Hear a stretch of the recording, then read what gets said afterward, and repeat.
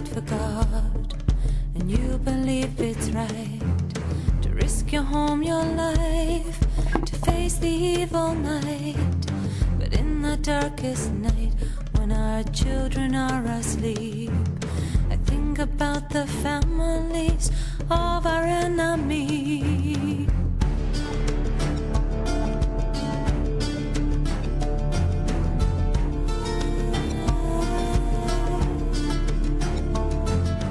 Do they feel the same, believe in their own truth?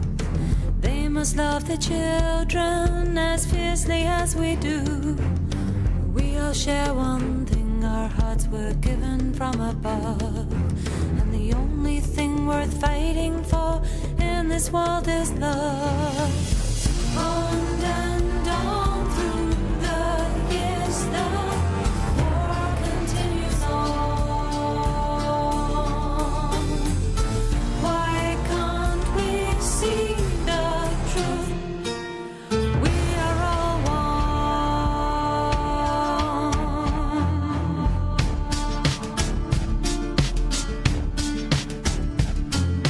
I know you fight for God, and you believe it's right to risk your home, your life, to face the evil night. But in that darkest night, when our children are asleep, I think about the families of our enemies. On and on through the years, the war continues on. Why can't we see the truth? We are all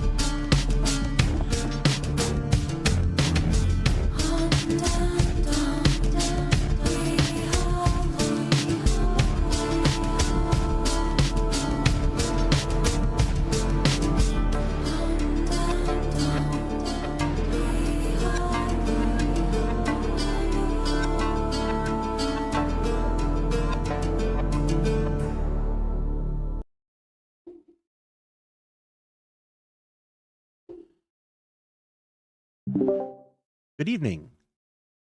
Tonight is January 17th, 2025. It's a Friday evening, Evening.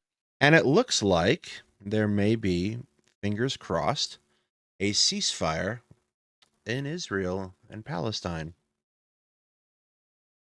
starting this I'm trying Sunday. not to get my hopes up. Well, so let's talk a little bit about it because, boy, it's exciting. It is a phased ceasefire. So what happens is, as the phases are honored, they're supposed to progress beyond the next set of phases. Starting with the release of a number of hostages that Hamas still holds in Gaza. There will be a release of Palestinians who are held in Israeli prisons, many of whom are being held without charge or any kind of, well, guarantee of rights. And a gradual withdrawal over time, over the next 6 weeks. This is, how do I want to put this? Hetman, you had a thought. Go ahead. I don't see. I'm pretty sure that this is going to happen in theory, but Israel's going to, while this is happening, they're going to continue assassinating and destroying Hamas leadership. They're going to wait until the hostages are released, and they're going to do that because there's no way they're going to let this happen again. And it's bound, as long as they exist and have a power in the Gaza Strip, even with it completely destroyed, even the amount of recruits that they have, I mean, they've Israel's made a lot of enemies, of course, with what they've done. This is the worst thing they've ever done to the Palestinians by far during the whole period of this conflict, which is now, I think, 80 years old. Oh, it's over 100 years. So at this point, it's 100. I Actually, mean, it's if we're counting like the before the establishment of the state of Israel, but like it's been a long time, and this is the worst episode of it by far. I think it's probably fair to start the clock at the Balfour Declaration in 1917. Yeah, but I mean, we're not really. That may be true, but what I'm stating here is that they're not going to honor an agreement which allows for them not having any supervisory role in the rebuilding, if that occurs, but the rebuilding of Gaza. And the main goal here is not only to destroy the leadership of Hamas, but also to make sure that they don't have any governing power, over that territory. Well, that's kind of like, I'm pretty sure they're determined in that aspect. I mean, they have. Let me continue real quick. I've read reports that they've, destroyed about 90% of the armed strength of Hamas. No, not even remotely. Not even close. Anthony Blinken, in his closing hours just the other day, like 2 days ago, said that Hamas has basically reconstituted itself through new recruits. Basically, things are exactly for Hamas as they were on October 7th. Minus some personalities, they have upped the recruiting and armaments. I believe that in terms of the equipment and the ammunition, all of that. I mean, there's no way. Well, there hasn't been much fighting for the last couple months. It's been relatively low key. It really hasn't been like Israel's destroyed things, and sometimes Hamas takes pot shots, but there hasn't been serious fighting the way there was in the early days of the conflict. It actually isn't that hard to believe. It's kind of been a Potemkin occupation to a certain extent because there's not much that's been done to Hamas. They hide underground and Israel sits on top in armed enclaves. So I don't it's probably really easy to see that. The idea that they've killed all these militants and done all this stuff just doesn't pan out when we get down to it. The other half of this is that deals that are phased, particularly with the Palestinians, don't usually get honored. So one side or the other finds a reason to renege on the deal, or and this is like a very long running thing for Israel and Palestine, to renege on the deal, and then the fighting kicks up again. The problem with this is that the principal targets that have been there are no more hospitals in northern Gaza, for example. The only people who are really suffering at this point are civilians, at least in Gaza. And nothing about this includes dealing with the increased violence against Palestinians in the West Bank. So that will continue unabated. The fact is that this has been kind of a political and military disaster for Israel. Yeah. Netanyahu is making noise about the occupation of the Philadelphia corridor, which is the ground corridor between Gaza and Egypt, which is supposed to be on the table for Israel's withdrawal per the terms of the 1978 Camp David Accords with Egypt. If they don't do that, I suspect the ceasefire won't hold very long. The other part of it is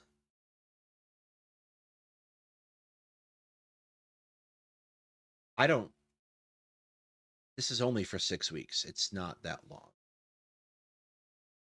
I think the hope is that it holds longer than that, but I think that's overly optimistic in the extreme.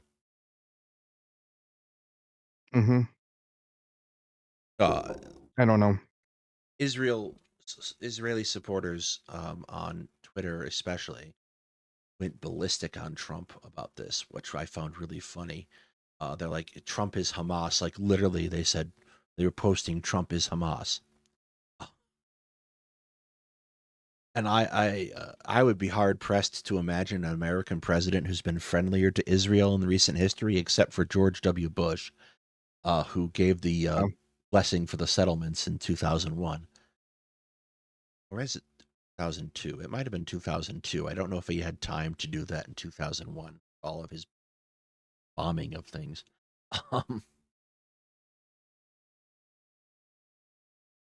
Trump isn't president. Yeah, but there was some shenanigans going on behind the scenes where Trump is at least in part being credited for this.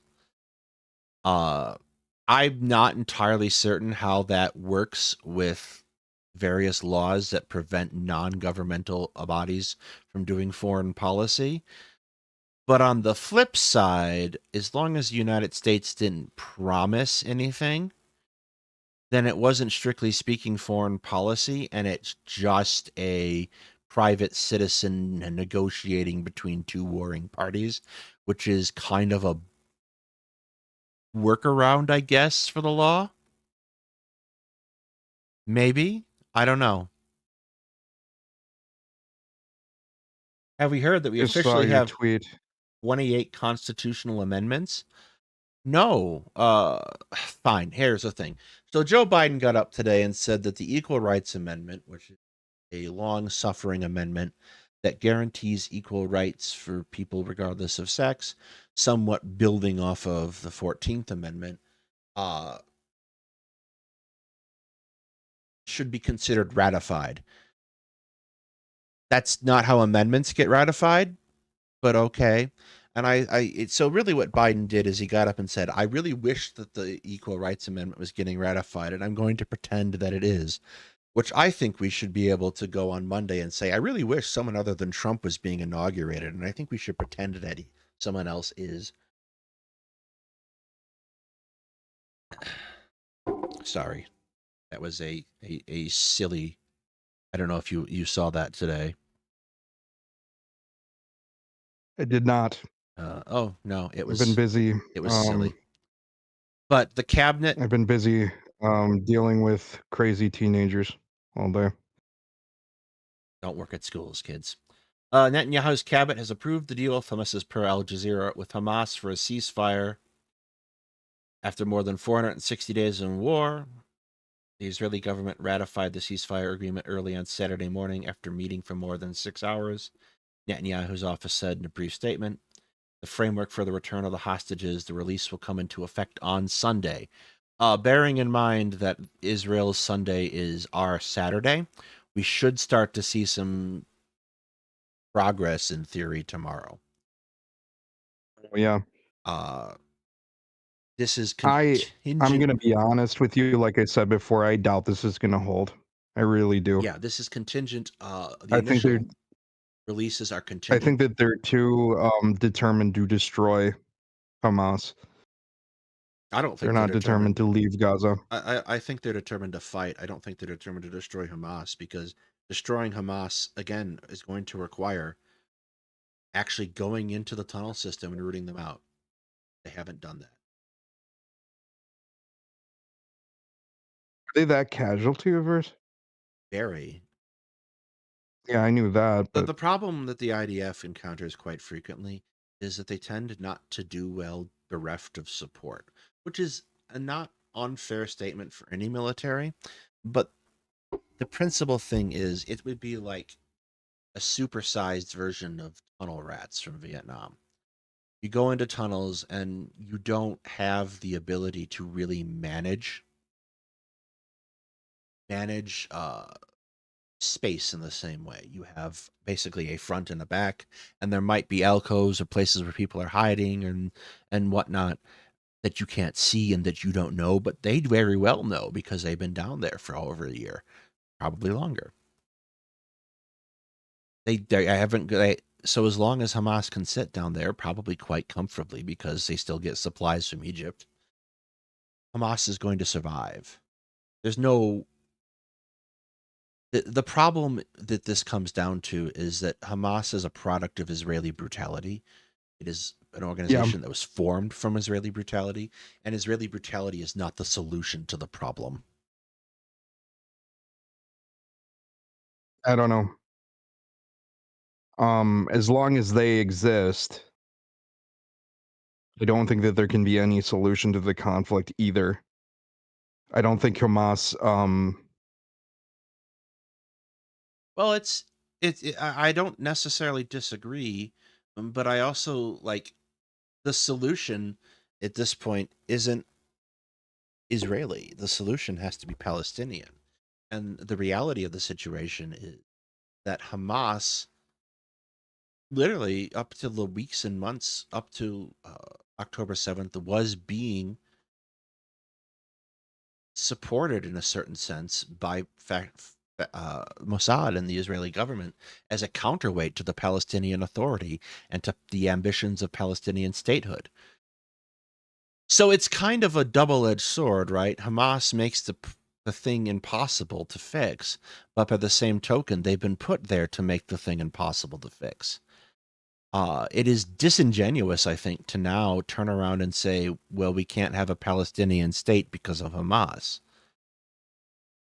Uh, One of the things I found really remarkable is that polling has found that most Palestinians aren't Islamists to begin with, um, which I'm kind of surprised at. That the membership in Hamas is more contingent on the fact that they're actually a force fighting Israel, as opposed to the Palestinian Authority, which doesn't.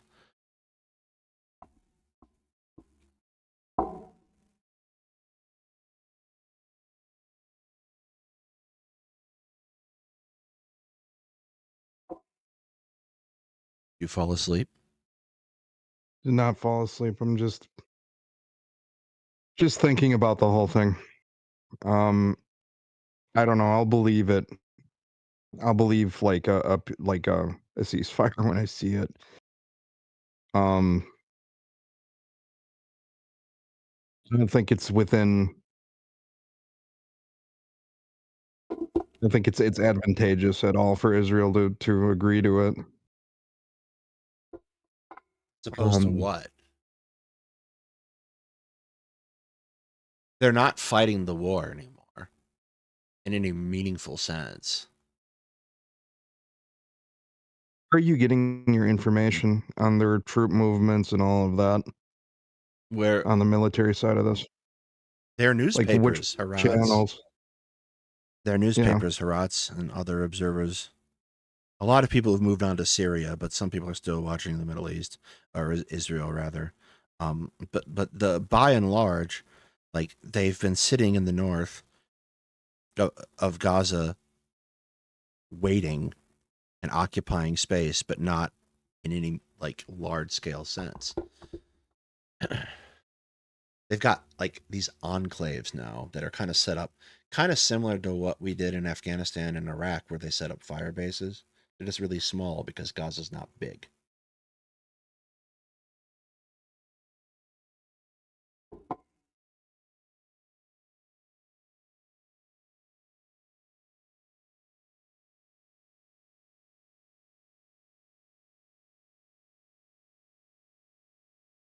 Yeah, I'm just thinking. I'm sorry. It's been a long long week. We've lost a few people within the area of Ukraine that I've lived in, and it's been a pretty hard week for that. So that's been on my mind too. Yeah, I get it. Just yeah, hopefully this will hold. There's not really any Gaza left now. Well, there are Seeing lots so of bits many of of the rubble. aerials. So I hang mean, on. what NGOs are going to come in to rebuild it? Who's going to be there? I think that did they agree to some UN presence? Yeah, but that's way down the line in phase 3-ish, I think. They need to have UN peacekeepers there. That's what they need. I don't Like they think need like a after 1967, I don't think Israel's ever going to allow that. what's the alternative? You let Hamas I mean, okay, I know you keep saying it has, but I forget where I I'm not read saying that it that it lost has. about. The United States State Department is saying that it has.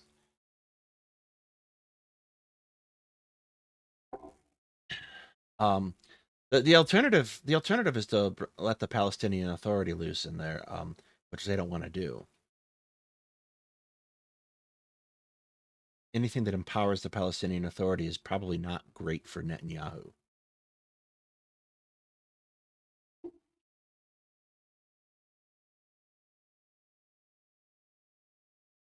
No, I agree. I would, if I was Israel, like if I was, a sensible, if it had sensible leadership, I would prefer them there too. The Palestinian Authority, that is. Well, the Palestinian Authority is always. I'm putting up the conflict map now. So this is the area. The blue areas are areas that are ostensibly occupied, on the surface of Gaza, not underground. It's Okay. not big. Most of it's up here in the north. This particular They don't occupy Khan Yunis, really. nope. I don't think they have the staying power. They also haven't shot at Khan Yunis nearly as much and are blown up houses or artillery in that area nearly as much. At least they've at least there's some parts of it that are still there. Yes, but that is not, I think,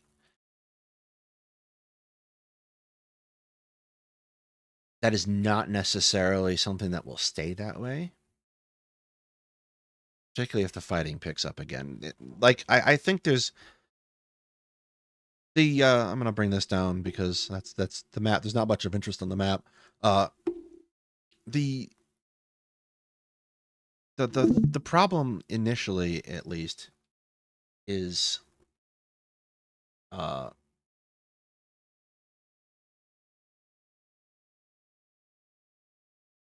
Israel's not really, Israel's not on the brink of collapse. Israel's gonna stick around for a while. That's not People, going anywhere. yeah, people can move in and out of Israel pretty easily, particularly if they are is have Israeli citizenship. Um, yeah, Gaza is going to have a homeless crisis. Like it's going to have no one's going to have anywhere to live for quite some time. And that's going to have a knock-on effect, right? Because people won't have the ability to have homes. They won't have the ability to be able to easily access food. Whoever is able to provide those things is going to come out the victor in who controls Gaza. The Israelis don't seem to be interested in doing that. They've never been interested in doing that. Yeah. I can't imagine they're going to start. They're going to start now. So it depends on who's providing things for the people in Gaza. And that's who's going to come out the victor. The Palestinian Authority is a weird organization.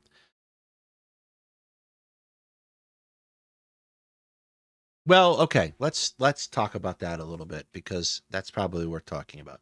Palestinian Authority. Yes, I've been reading. I've been burrowing headlong into a Rabin's history of the conflict, Israel versus Palestine. He's an American historian of the Middle East. He has difficult words for both sides. Very good book. I've been sharing notes with Twitter mutual who is a United States military expert in the region as well. He and I both enjoy and like the book and think it's pretty good. He talks about kind of the formation of the Palestinian Authority. So the Palestinian Authority is actually an Egyptian organization, more or less. It was founded in the 60s, designed to kind of be a government in exile for the Palestinian people.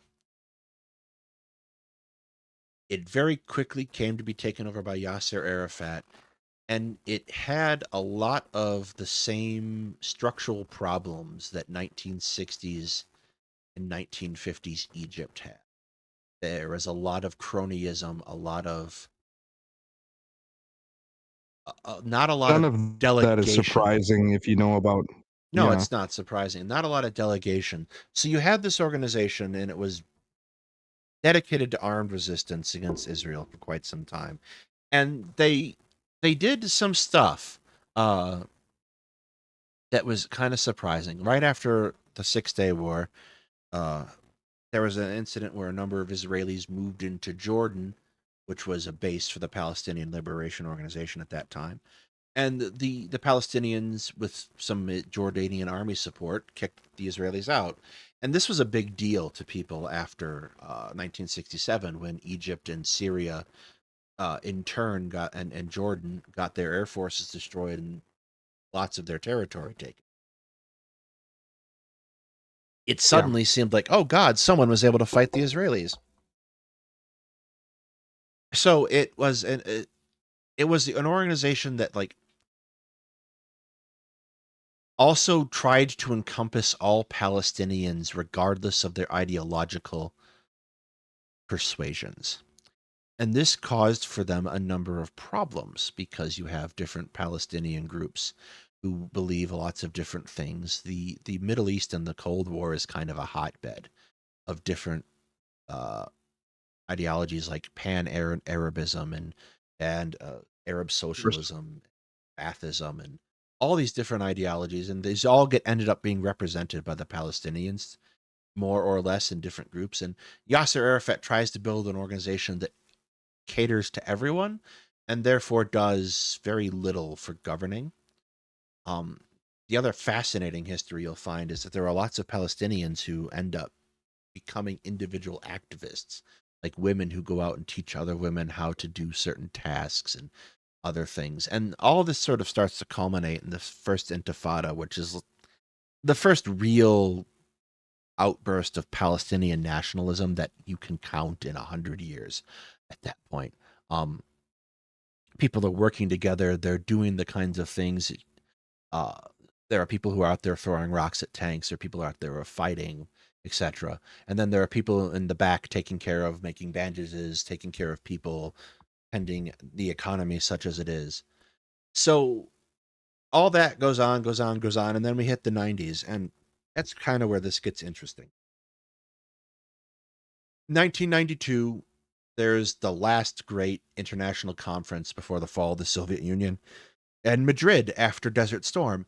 And the United States kind of put everything in the Middle East on the table there. So Israel gets up and they start negotiating with a number of Palestinians who aren't affiliated with the Palestinian Liberation Organization. They're considered moderates. And they go and they start negotiating, and the moderates have a fairly simple request. In order to make these negotiations proceed, we want you to stop settling the West Bank and Gaza. The Israelis and the Americans are like, well, screw this. So they turn around, and a couple years later, they start negotiating with Yasser Arafat's PLO. And out of that, the Oslo Accords, which are kind of like a very weak framework for the building of a Palestinian state, are afforded. And this is one of those reasons why I don't really trust the phased process, right?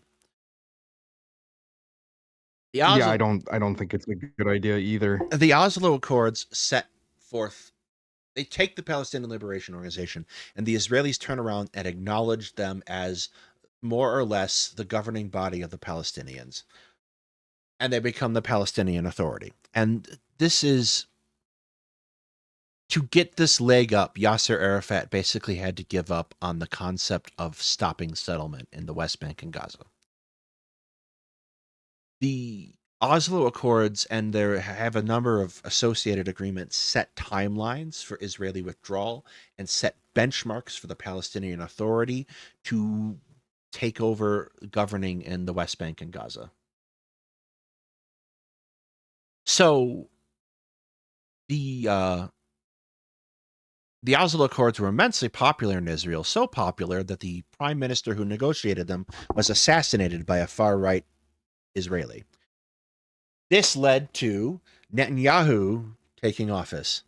He's like a fungus. He doesn't go away. Talking about Yitzhak Rabin. Yes. Yeah.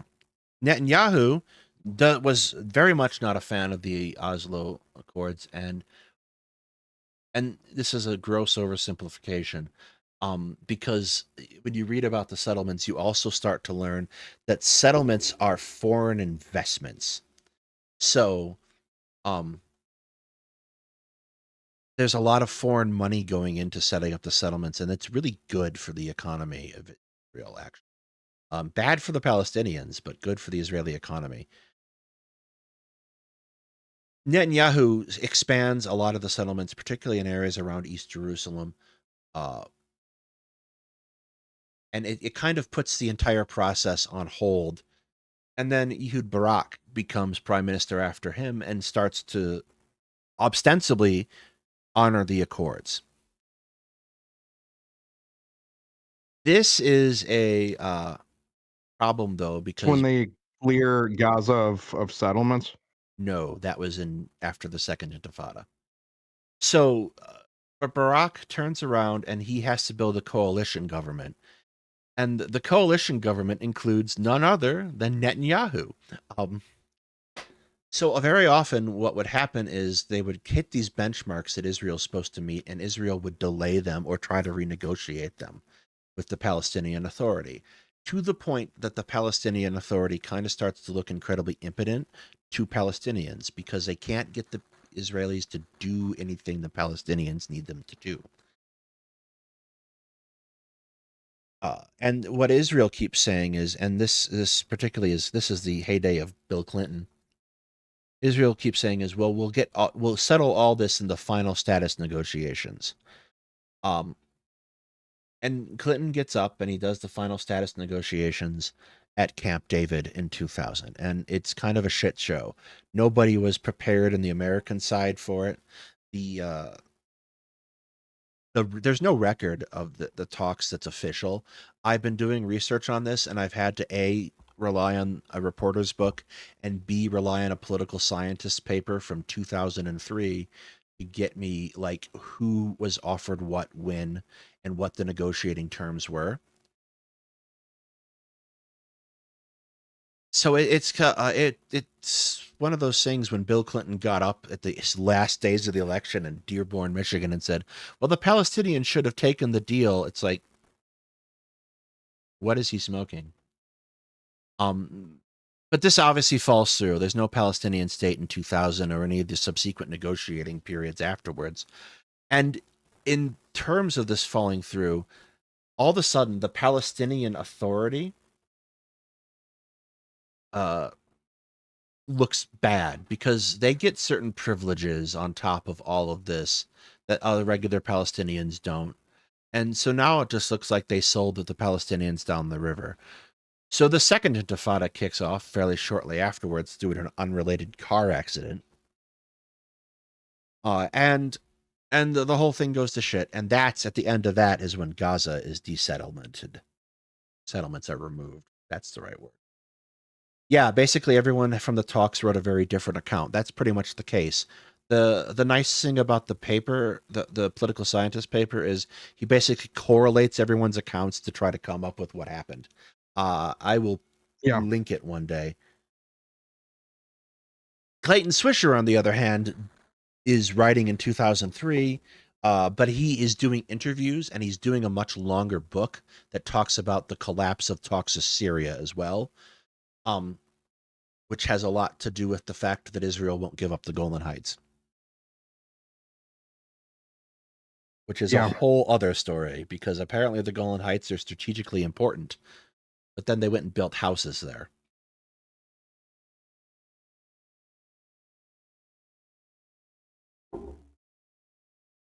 Settling areas that you take that are strategically important is, you know, a calculated and strategic strategy as well, Well, militarily speaking. it's a violation of the Fourth Geneva Convention.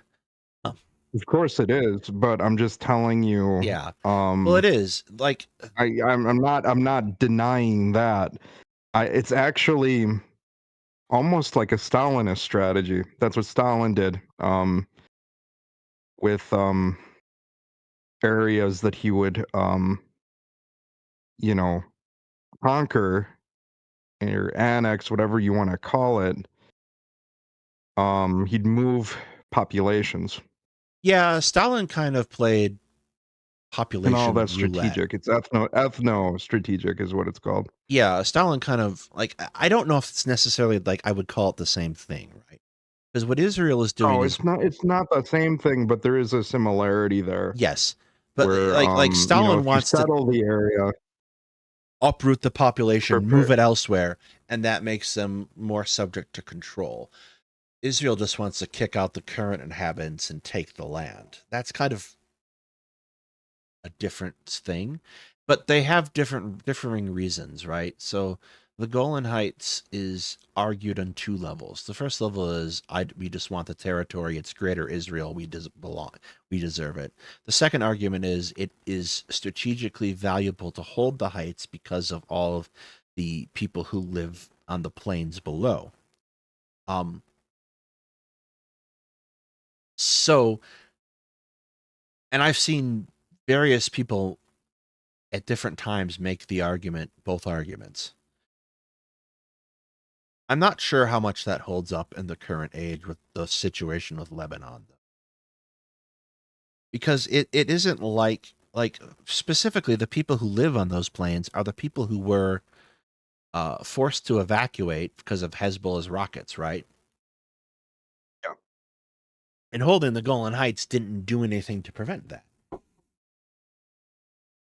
Holding this new territory is just going to bring, especially if they decide to settle it, which they seem to want to do in Syria, is going to bring about the same problem. So even like in the strategic sense, I'm not sure how like useful it is in making you more secure.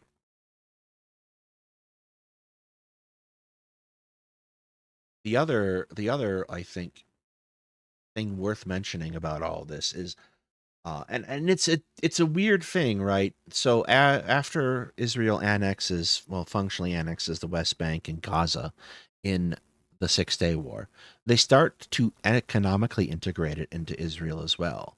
And for a not insignificant amount of time, until about the late 80s, in fact, uh,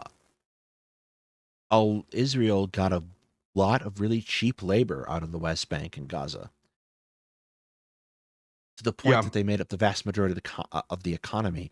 And that's a really powerful motivator for wanting to hang on to an area, the kind of this built-in depressed labor population. Yeah. But like by the time of the 90s, this had started to kind of get cracked down on. And then part of the deal was supposed to be the expansion of this labor economy as part of Oslo, and that never happened. And that desperation of people who couldn't find jobs started also helped fuel the Second Intifada. I don't want to call this the conflict complicated because that like feels reductive. ultimately. But I think it's fair to say that there are a lot of moving parts that prevent a solution from being forthcoming without somebody losing big. 100%. I'm not even sure within our lifetime we'll see a resolution to this conflict. I don't think there's going to be a resolution to this conflict unless an outside party forces one upon them. Yeah. The reality is that Israel is like any just conflict is basically when I say a party's going to lose big, Israel is going to be the one who's going to lose access to things like cheap labor. They're going to have to lose settlements. They're going to have to give up half of Jerusalem, which is going to stick in the craw of the far right, really, really, really hardcore.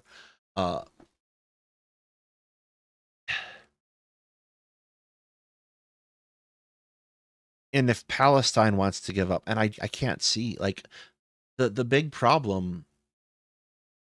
I think the big problem, like Jerusalem is a particularly sticky subject. I think you could probably get away with that if the Temple Mount and Alaska are become internationally registered and internationally owned landmarks.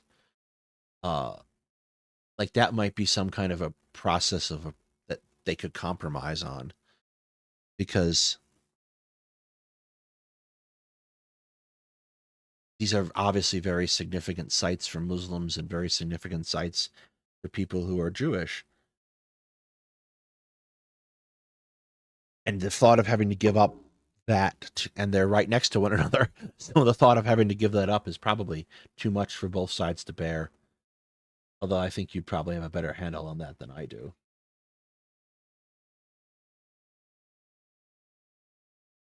Yeah, we'll see. I'm sorry, it's just not an easy topic. No. Let's change the subject. Did I show you the trailer for Ceasefire? For what is it? Or are we doing that again? Everybody, hold on to your horses. I'll move the pictures this time so everyone can see.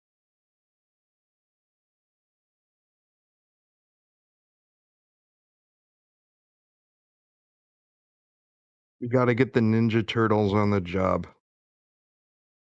In the Clearing the tunnels.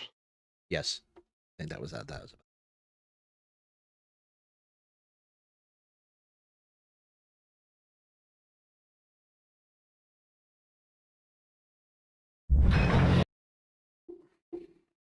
What is this trailer that you're showing me? I think you'd like this. That's why I'm showing it to you. I'm ready. streaming it. Here we go.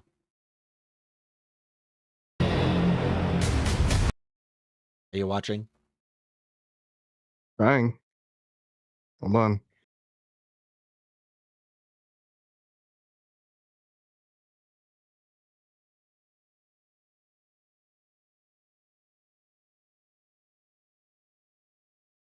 Ceasefire. It's up in Discord. It's in the Discord chat.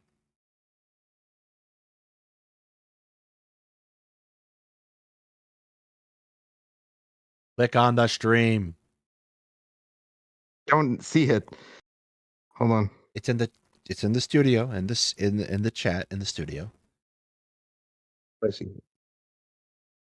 Here we go. Yeah, you see it? Big ship missile. There we Now go. I see it. Yeah, here we go.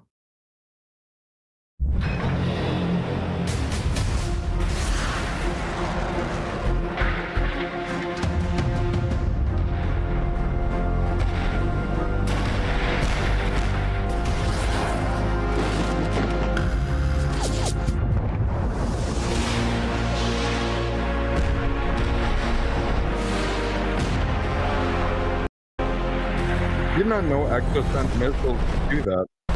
That's because that's a harpoon. Oh, that's a harpoon. Yes. So harpoons can do that.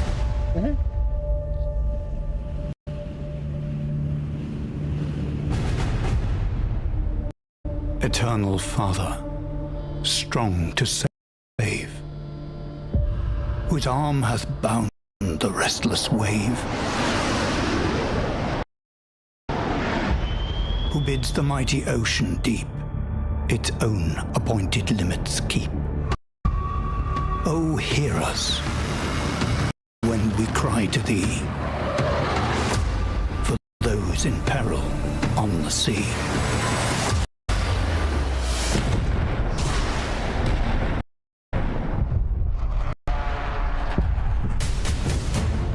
Lord, guard and guide the men who fly, and those who on the ocean ply. Be with our troops, The Navy they don't upon have the and an land, Air Force they don't have. and all who for their country stand. Be with these guardians day and night, and Yeah, but may we have all the their stuff. trust be in thy might. Yeah, but I mean, it's no longer really interesting, right?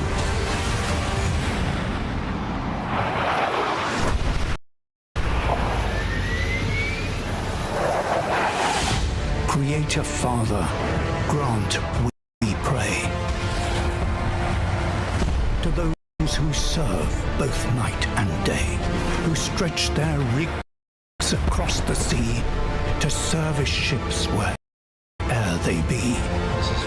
Oh, bless their efforts cross the foam and bring them ever safely home.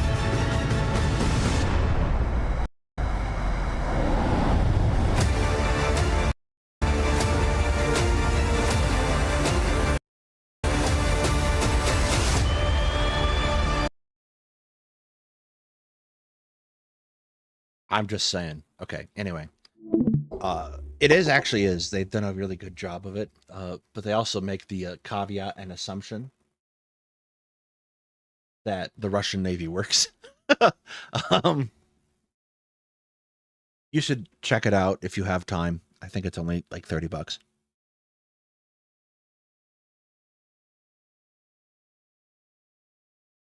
Hello. Are you sleepy?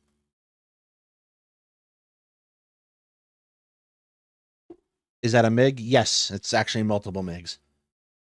Is that a big? Hear me? Yes, I can hear you. No, before my something happened. Yeah, no, I mean theoretically the Soviet Navy of the 1960s and 70s, was, it did have the funding and the size to fight like that. Whether or not they would have that kind of coordination, that's a big if. Some of it. So I've been playing the game in fits and pieces because there is a lot to do. So far they're gonna add more features as they go, but like there are Warsaw. I haven't played many of the Warsaw Pact scenarios yet.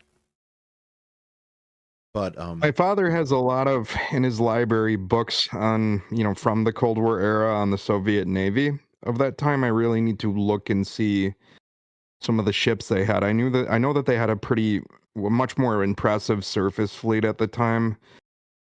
And of course their submarine fleet was really good. As far as, numbers were concerned. I just don't see, like, in modern day though, well, it's not modern. any It's navy that exists coming close to the U.S. Navy. the cutoff. I mean, for the even the game, Chinese. yeah, Yeah. is the What is the 80 cutoff? is 85. So they can That do. makes sense. Yeah. So like there is some semi, like there's Ticonderogas, which are modern, still in use. 8 of them are still in use. But most of I them, think that yeah. most of it is kind of playing in the limitations of the Navy of the Cold War. So it is like semi interesting gameplay. I mean, that would be interesting. And then they have a couple, like they have a couple scenarios of Israel versus Syria. and they have a couple of the United States versus Iran, which are turkey shoots, kind of sort. Well, okay.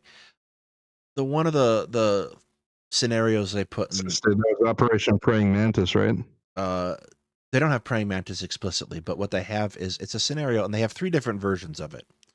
The baseline version is you have to escort a pair of tankers through the Straits of Hormuz past an Iranian blockade of surface ships and aircraft. And you have a cruiser and 2 guided missile destroyers and a guided missile cruiser. And like this was the scenario they put in the demo packs for creators to play. So I watched people play this scenario, and I thought I had a pretty good handle on it. But they changed the scenario. They changed the scenario parameters. So I'm playing through, and I am escorting these tankers, and I find some Iranian ships, and I destroy them at long range, and then I find some bog hammers, which are speedboats with RPGs on them, and I destroy those. And all of a sudden, my radar screen lights up, and I see this air contact moving in parallel to me, and then turning into my position. I'm like, uh-oh. The AI had flown an aircraft around, except it wasn't just an aircraft. It was a flight of like 20 Iranian F-4 Phantoms, and I had to change into my brown pants because they were like 30 miles off my starboard bow. Uh-oh. Just to shoot them down. So what happened was kind of funny. I started shooting them down, and they were all equipped with bombs, like iron bombs, Mark 82s, and they released them early and then started to fly away, and I shot the rest of them down. So they missed all the bombs, and they lost 20 fighters. And I don't think that was because I was good at anything. I think it was because the game bugged out. So it went realistically, probably like how it would happen, right? Probably. You know, Praying during Mantis that was a time, particularly bad day for the Iranian Navy.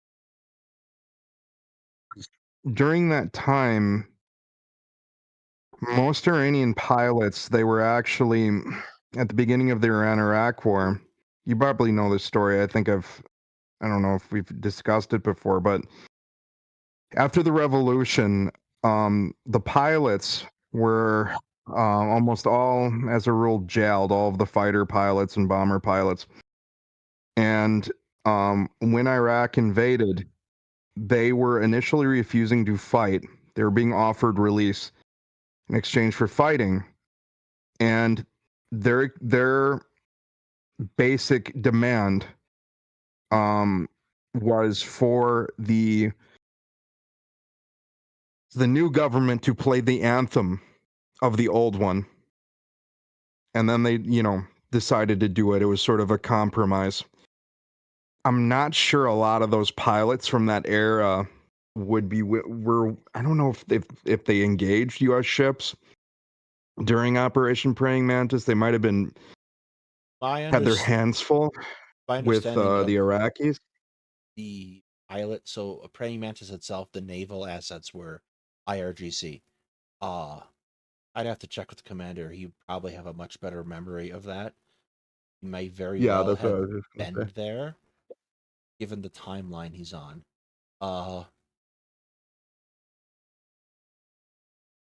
Praying Mantis itself, though, was very much a IRGC situation where the Navy was fighting the Republican Guard. And the reason the Republican Guard exists is precisely because of what you're saying. The regular military had to be... It's a Revolutionary Guard, by the way. Republican Guard's Iraqi forces. The reason that the Revolutionary Guard exists is specifically because of the lack of trust of the unreliability of the military in Iran. And that has stayed. The other thing is, I think, worth mentioning is that Iran, quite some time, was well equipped to operate their pre-revolution stockpile of Tomcats. And those got some significant play in the Iran-Iraq war.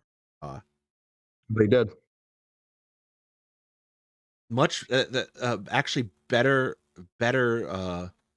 long-range missile kills than the Americans got with their own Tomcats. Sometimes we use a Tomcat in combat. I think in Libya, maybe once. We You're used them talking about like mock kills. Serbia, patrolling the Do no-fly we zone. use? Oh, okay. But like that didn't. Yeah, I forgot that they were retired in like the 90s for us. Early 2000s, I think late 90s. Yeah, yeah, that sounds about right. For those who are unfamiliar, the F-14 Tomcat is the plane in the original Top Gun that Maverick and Goose fly. It feeds into this discussion, actually. So the Soviets built ships and bombers designed to throw a crap ton of very dangerous missiles in the general direction of American carriers in the hopes of hitting those carriers with one or two of them. The Tomcat was designed as a long-range interceptor with a AIM-54 Phoenix missile that can hit people over 100 miles away, so that they could shoot down these bombers before they got in range to fire those missiles. It was never used in this capacity, obviously, but the bombers that Russia built, the sink carriers, are getting used. They're bombing Ukrainian cities even as we speak. Yeah, the 31, right? U-22Ms and other similar planes. Yeah, Big 31s too. the MiGs as well, but like the I was thinking specifically of the backfire in this particular case. Build a plane to shoot down sink carriers, and now it blows up apartment buildings, and badly at that. We're literally building more aircraft carriers and we have men to crew it. Yeah. However, I had an interesting conversation with another naval officer about the aircraft carriers, particularly because, so America builds super carriers, and they're 100,000 tons. They're huge ships, and they're capable of carrying about 100 aircraft, but they typically go out right now loaded down with 40. So a pretty light load. And I was like, well, what if, why don't we build regular sized carriers like the French? The French have a nuclear carrier that's 40,000 or 50,000 tons, the Charles de Gaulle, and then have more of them.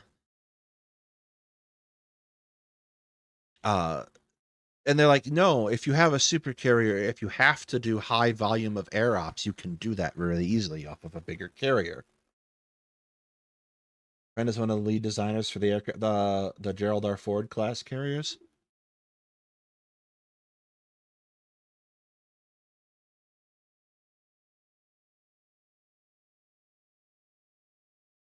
So I guess they've done the math, and it makes sense to do bigger carriers as opposed to smaller ones. The other thing is, I don't know if you saw, Hetman, but Russia no longer has an aircraft carrier in operation, and probably will never. Kuznetsov is gone. Kuznetsov is, well, it's not sunk, but it has. So what happened is they put in the dry dock a couple of years ago, right? And one of the dry docks caught on fire, and that was bad. People died. And then the other one that happened is later on, another dry dock fell on it, or at least the cranes fell on it. So now the flagship of the Russian Navy can't move because there's a giant ass crane sitting on its flight deck.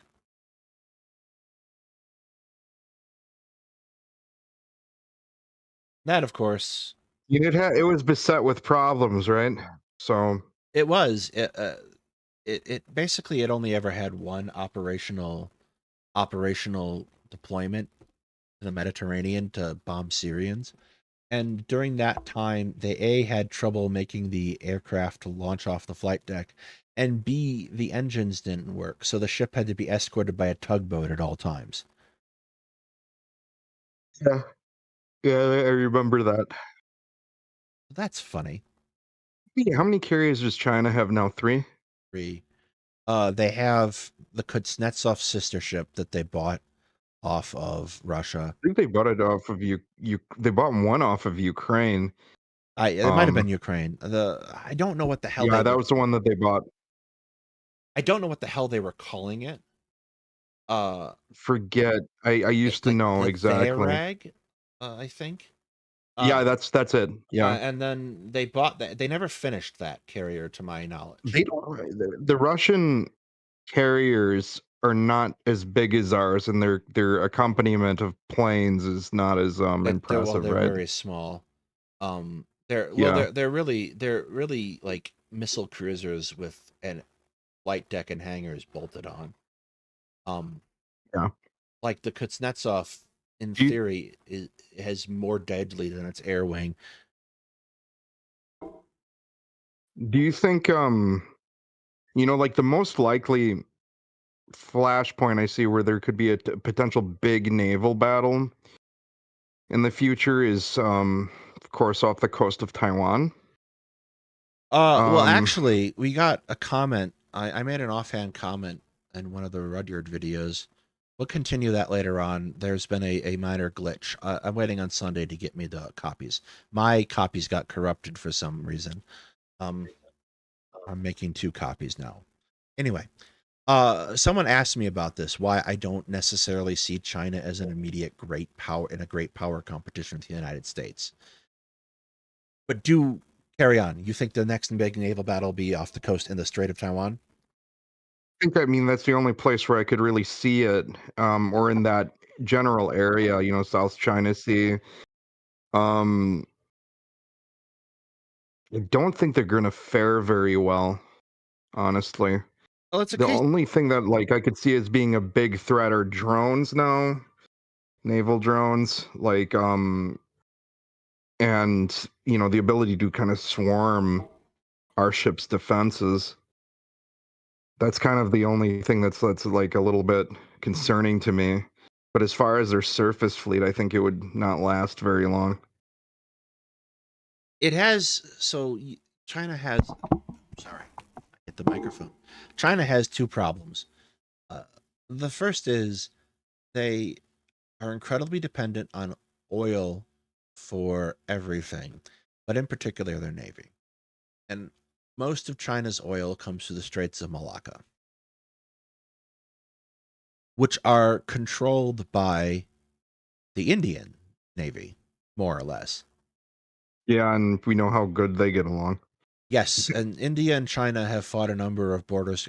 I don't know if you can call them border skirmishes. That's basically the reason why they're able to get their fuel is because of Russia having the relationship it does with India. Yeah, that's an interesting conversation. So India and China are not friends in any meaningful way. Russia and India, however, get along swimmingly, particularly in terms of naval cooperations. What is the Indian Navy? What? Well, how big is the? Let me see. It's Indian actually Navy. getting pretty big. There's a couple. Imagine. Like we're talking about Soviet ships, so there's a couple points of interest there. So Russia had See. 5, 6 carriers, 7 carriers in its existence. 2 of them are helicopter carriers. They are the Moskva class anti-submarine carriers. They got Dassault Rafales. The Indian Navy, and there are 4 short Kato bar takeoff carriers. The Kiev class carriers, which are all named for cities not in Russia: Kiev, Minsk, Tbilisi, and forget the last one. They sold the Minsk to India, and they turned that into a standard short takeoff carrier, which I believe is the sitting flagship of the Indian Navy. There were a number of submarines in the 90s that the Soviets started building that they couldn't afford to finish. At least 2 nuclear attack submarines. India paid to finish them on the assumption uh, on the assumption that, or because on the deal that they get a 10-year lease on them, which just Looking up the expired. list of active Navy Indian Navy ships. Okay, they got their own submarines, ballistic missile submarines, Yes.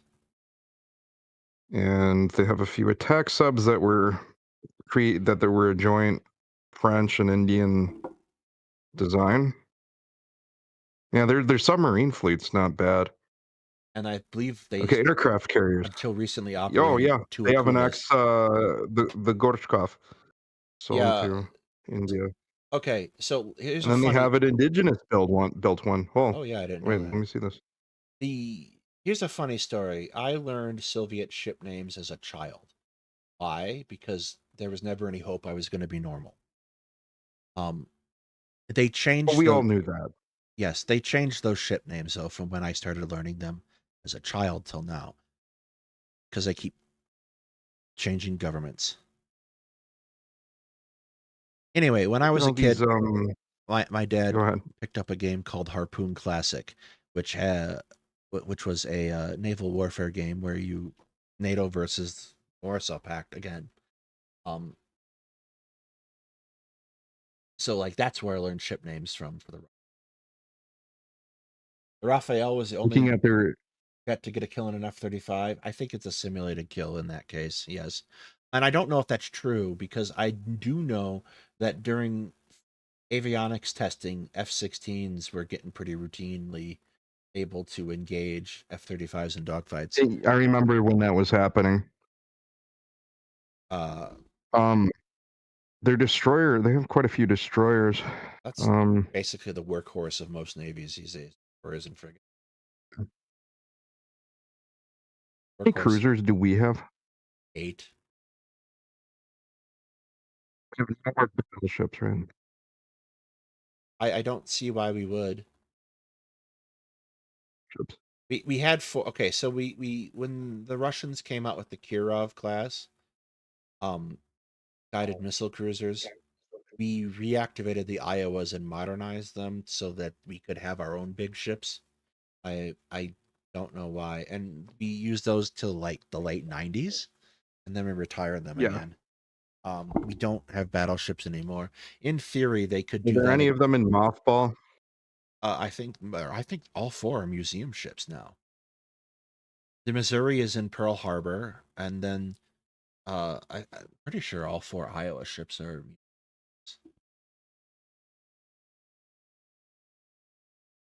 Me and my dad have conversations a lot about battleships, and he always thought that they could still have a good use. Um, is it? I don't know. They're kind of slow though, right? I don't think it's necessarily that they're slow. They're expensive. So, uh,